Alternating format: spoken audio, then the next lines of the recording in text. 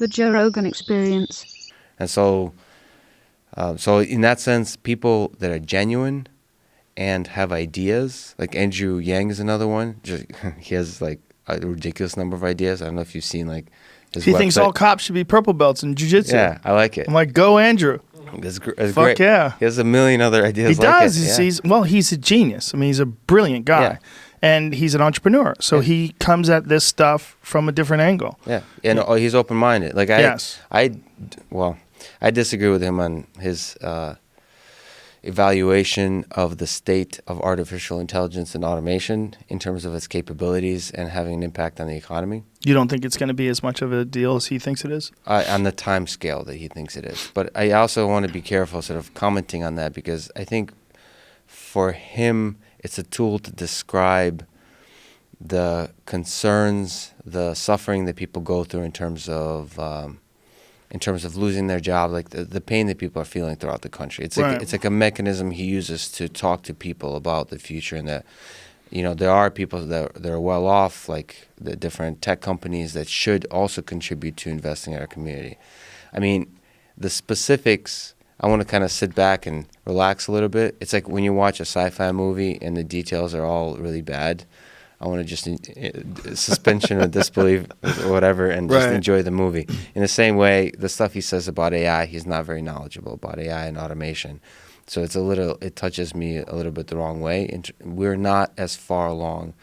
The transformative effects of artificial intelligence in terms of replacing humans in trucking, autonomous vehicles, something I know a couple of things about, is not going to be as, I could speak relatively confidently. The revolution in autonomous vehicles will be more gradual than Andrew is describing. But that's okay. He has a million other ideas. And UBI, nevertheless, the universal basic income or some kind of support structure of that kind, nevertheless could be a very good idea for people that lose their job, for people to be mobile in terms of going from one type of job to another type of job, so continually learning throughout their life. It's just that artificial intelligence in this case, I don't think will be the enemy. There could be other things that are a little bit sort of neighbors of artificial intelligence, which is sort of the software world eating up some of the mechanization of factors and so on.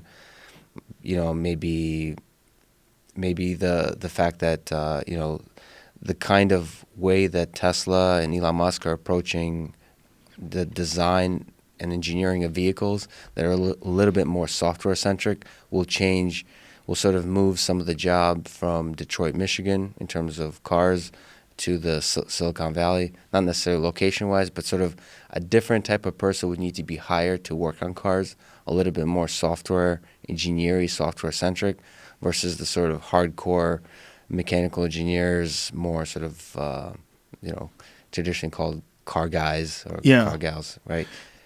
Yeah, so that there'll be some job replacement, so on, but it's not this artificial intelligence. Trucks will completely replace a job. And in the case of trucks, it's not.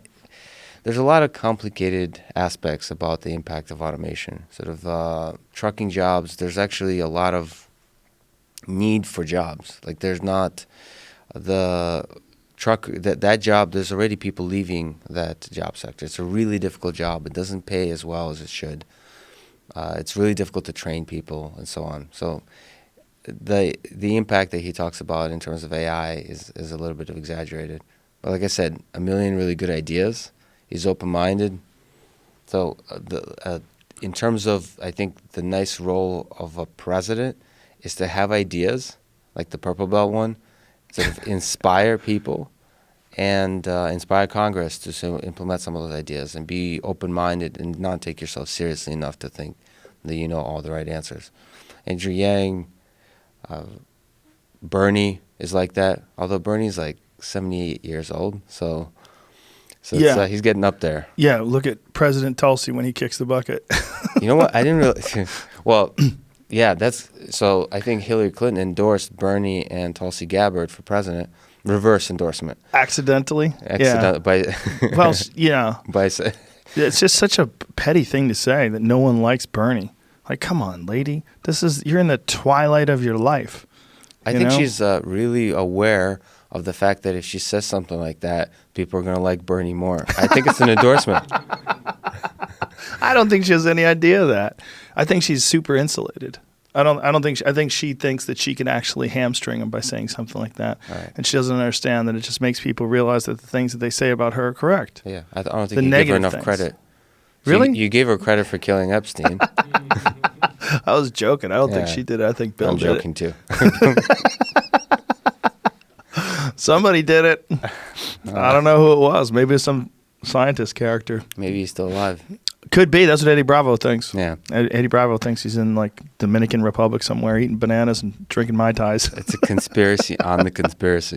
Yeah, well, Eddie's always like that. He's many levels deep. He plays 4D chess when it comes to conspiracies. Do you think that Andrew Yang is off, but ultimately will be correct in terms of the automation timeline? Do you think that maybe he doesn't know clearly as much as you know about automation and artificial intelligence? But do you think that it's possible that, I think he's looking at a timeline. I think he was thinking within the next 10 years, right, millions and millions of jobs are going to be replaced. Do you think that it's more like 20 years or 30 years?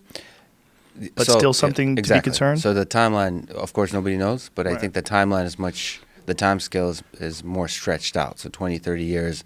And it'll continue. There'll be certain key revolutions. And those revolutions, it's an incorrect word to use, but they'll be stretched out over time. I think the autonomous vehicle revolution is something to achieve a scale of millions of vehicles that are fully autonomously navigating our streets. I think is 20, 30 years away. And it won't be like all of a sudden. It'll be gradual. It'll be people like the former Google self-driving car, Waymo company, who's doing a lot of testing now. Incredible engineer. I visited them for a day. He'll be expanding their efforts slowly. They're doing also way more trucks, autonomous trucking. They're already deploying them in Texas, I think.